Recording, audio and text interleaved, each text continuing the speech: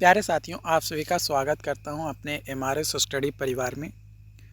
तो डियर, आज की इस सेशंस में मैं बात करने वाला हूं यहाँ पे बिहार डीएलआरएस का जो डॉक्यूमेंट वेरिफिकेशंस है अमीन पोस्ट के लिए, स्पेशल सर्वे अमीन के लिए, जो कि आपका सीट अगर बात किया जाए तो यहाँ पे जो सीटें हैं वो टोटल 8,244 सीटें हैं, जिसका डॉक्यूमेंट वेरिफिकेशन 3 जनवरी से जो है आपका स्टार्ट हो चुका है। आज की इस सेशंस में मैं उन तमाम पॉइंट्स के बारे में बात करने वाला हूं और जितने भी किस्से चल रहे हैं वो सारी चीज़ों को लेकर मैं आपको अपडेट करने वाला हूं। देखो, सबसे पहला अपडेट कि कई सारे लोग यूजीसी और एसबीटीई को लेकर बहुत ज़्यादा कर रहे हैं कि यूजीसी को अलाउ नहीं किया जाए। देखो भाई, मैं इस पहले बता दे रहा हूँ, कई सारे लोग आपके अलग अलग ग्रुप्स में आपको बरगलाएंगे, आपको ग्रुप में ऐड करके बोलेंगे कि अगर यूजीसी को अलाउ किया तो आपका सिलेक्शन नहीं होगा, और अगर यूजीसी को अलाउ नहीं किया तो आपका सिलेक्शन पक्का हो जाएगा। इस तरीके से आपको बरगलाएंगे। तो मैं आपको फर्स्ट ऑफ ऑल बता दूं कि जितना भी नंबर ऑफ़ कैंडिडेट को 2.5 गुना बुलाया गया है डॉक्यूमेंट वेरिफिकेशन में, तो अगर अमीन का सीट 8,244 है तो अप्रॉक्स 2.5 गुना अगर आप करेंगे तो लगभग 20,000 स्टूडेंट को डीवी में बुलाया गया है।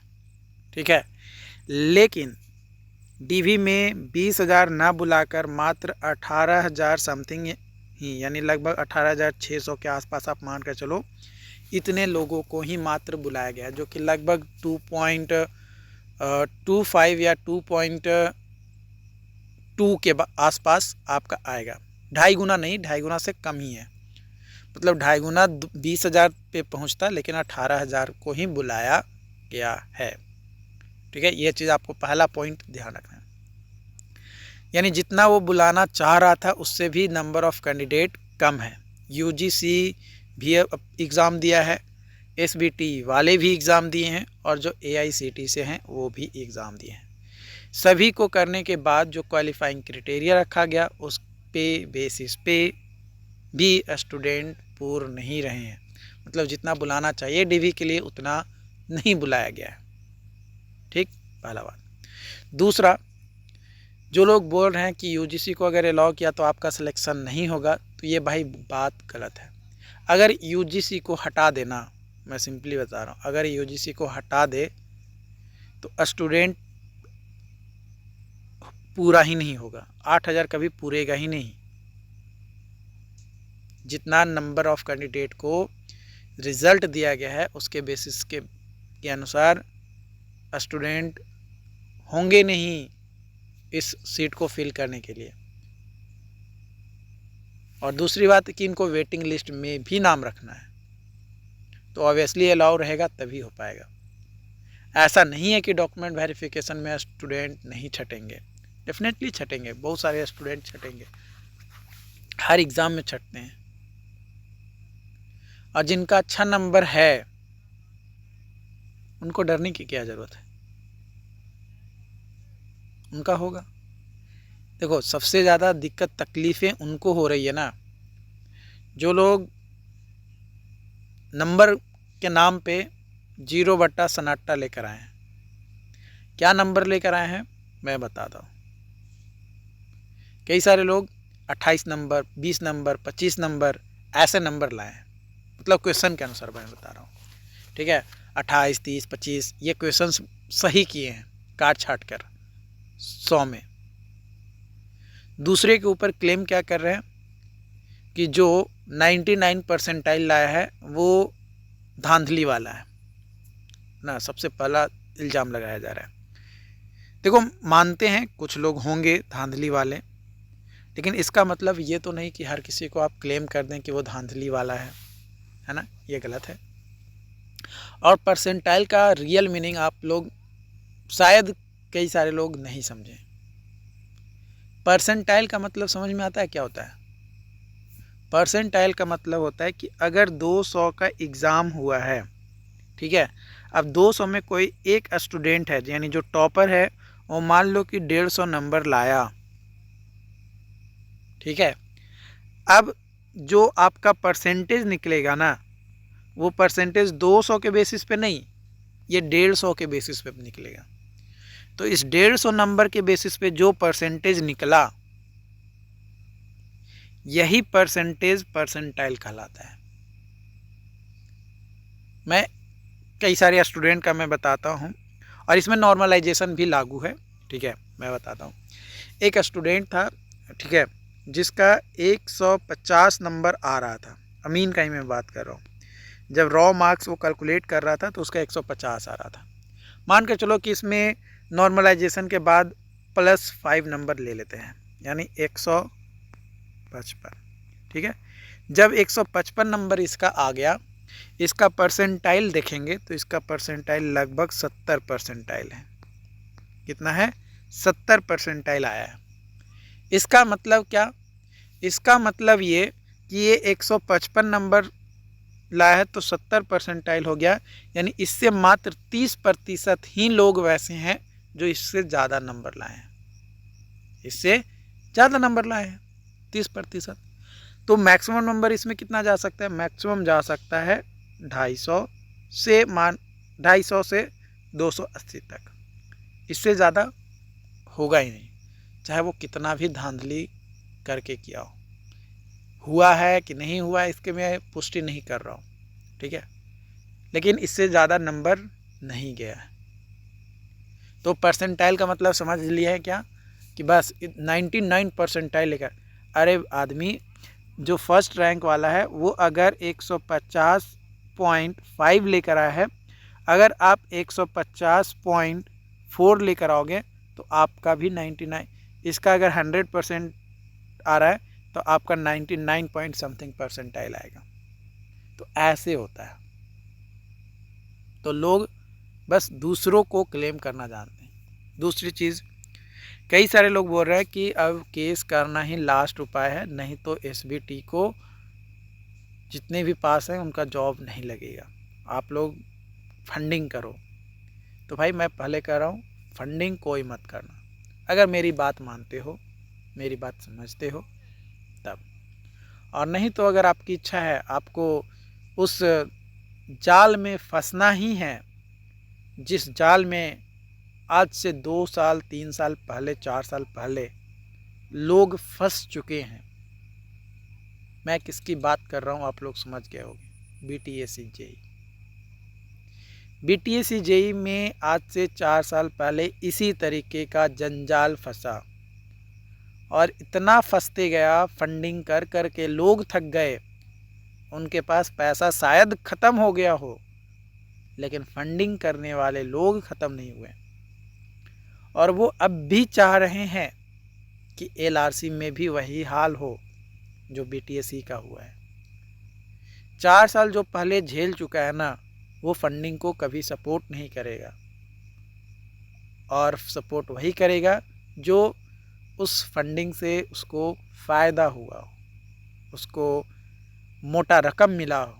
वो हमेशा आपको उकसाएगा, आपको बताएगा कि भाई फंडिंग करो, केस करते हैं, हम एसबीटी प्लस एआईसीटी से हैं, हमारा तो काम होगा, कोई रोक नहीं सकता है, हमें ही जॉब मिलेगा, यूजीसी वालों को जॉब नहीं मिलेगा, एआईसीटी वालों को जॉब नहीं मिलेगा, जो एआईसीटी प्लस एसबीटी है उसी को जॉब मिलेगा। तो भाई ये बिल्कुल गलत है, ठीक है। और दूसरी हो गई, तीसरी बात, कुछ वैसे लोग हैं जो अपने आप को शायद महान व्यक्ति समझते होंगे।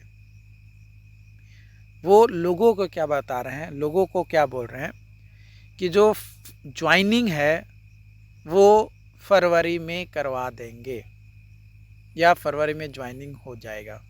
इस तरीके की बातें लोगों को बोलकर वर्गलाने की कोशिश कर रहे हैं, आपको धोखे में रखने की कोशिश कर रहे हैं।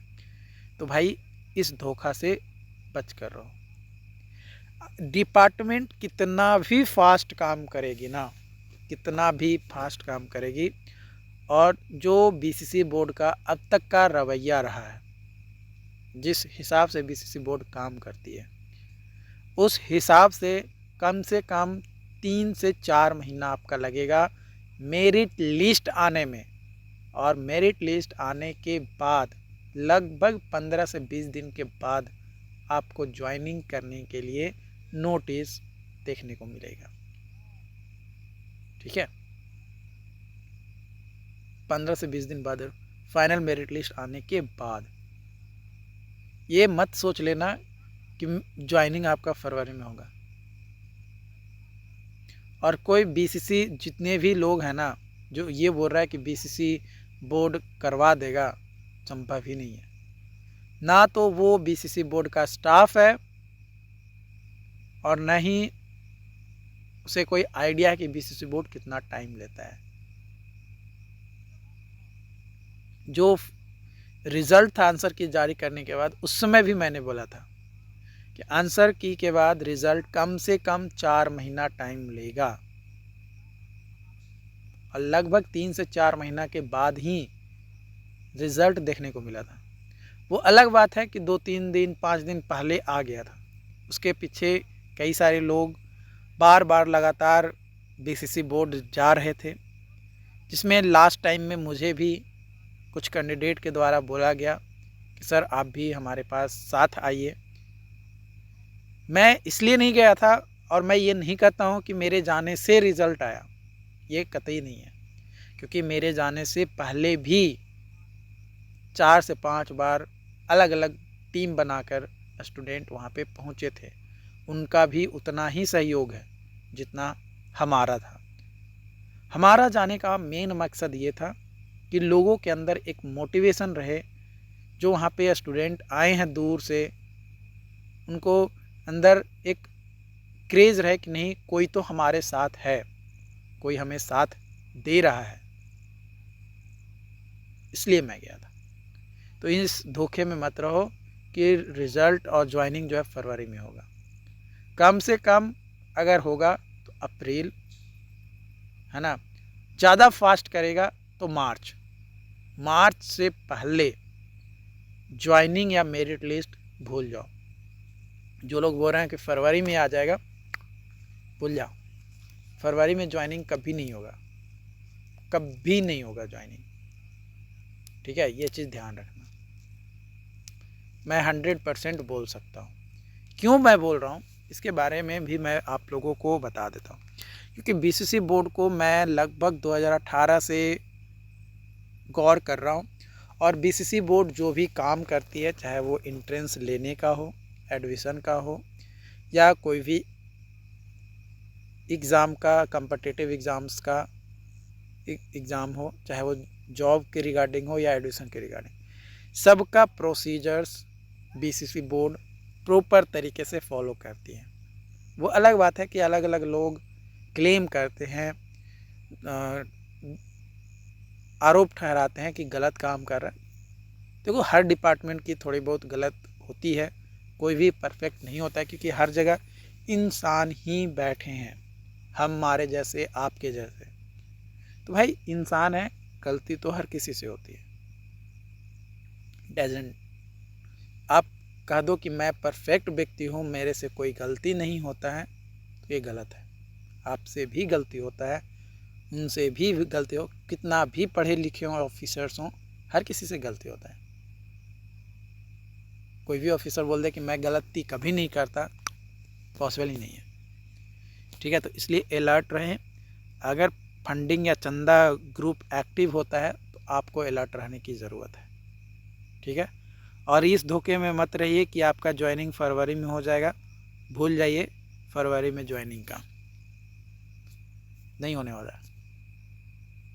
मैं दावा के साथ कह सकता हूँ। हाँ, हो सकता है कि मेरी बातें गलत भी हो, लेकिन मैं 99% श्योर हूँ कि ज्वाइनिंग कभी भी फरवरी में नहीं होगा। कम से कम जाएगा मेरे अनुसार तो अप्रैल जाएगा। कई सारे लोग मेरे बात से एग्री होंगे, कई सारे लोग विरोध करेंगे। एक चीज़ और, आज से पहले एक मैं वीडियोस डाला था जिसमें यूजीसी को लेकर मैंने बात किया था। तो उसमें कुछ स्टूडेंट बोल रहे हैं कि आप यूजीसी वाले हो। तो भाई मैं उन लोगों के सवालों का जवाब दे दूं कि भाई वो तुम जिस गवर्नमेंट से किए हो ना, उसी गवर्नमेंट से मैं भी हूँ। बिहार के पॉलिटेक्निक कॉलेज से मैंने भी किया है और वो भी गवर्नमेंट कॉलेज से किया है। जो मेरे जूनियर्स हैं या जो मेरे कॉलेज के जूनियर्स थे या भी होंगे, जो मुझे जानते हैं पर पर्सनली हो या थोड़ा जानते हैं मेरे बारे में, तो उन्हें पता हो। और आपको पता ना हो ना किसी के बारे में, तो ऐसे ही मत बोल दिया करो कि कौन क्या है, ठीक है। और रही बात धांधली की, तो भाई मेरे पास इतना पैसा नहीं है, और पैसा अगर है भी तो मैं उसमें नहीं दूंगा, क्योंकि मेरा जो सपना है, मेरे को जो करना है वो मैं कर रहा हूँ। आने वाले समय में और अच्छा करूँगा या कोशिश कर रहा हूँ और अच्छे करने की।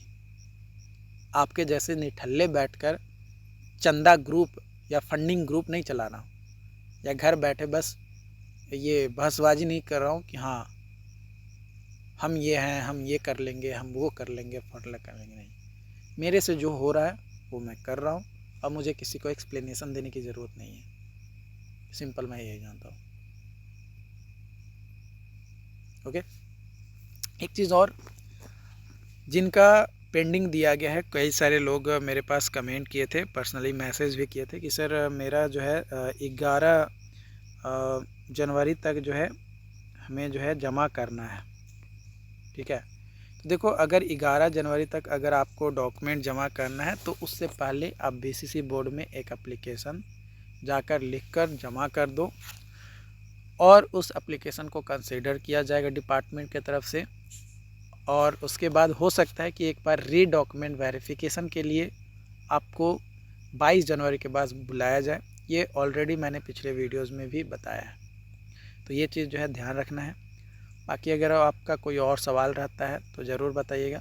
और ध्यान रखिएगा डियर, जिनका भी रिज़ल्ट आया है ना, 2.5 गुना रिज़ल्ट आया है डॉक्यूमेंट वेरिफिकेशन के लिए, तो जिनका 1.8 टाइम्स तक है ना, जितना सीट्स है उसका 1.8 टाइम्स तक लगभग अगर रैंक आ रहा है, तो वो उम्मीद रखिए कि उनका सिलेक्शंस, चाहे वो फाइनल मेरिट लिस्ट में आए, चाहे वो वेटिंग लिस्ट में आए, बट उनका सिलेक्शंस आएगा ज़रूर, उनका लिस्ट में नाम आएगा ज़रूर, ठीक है।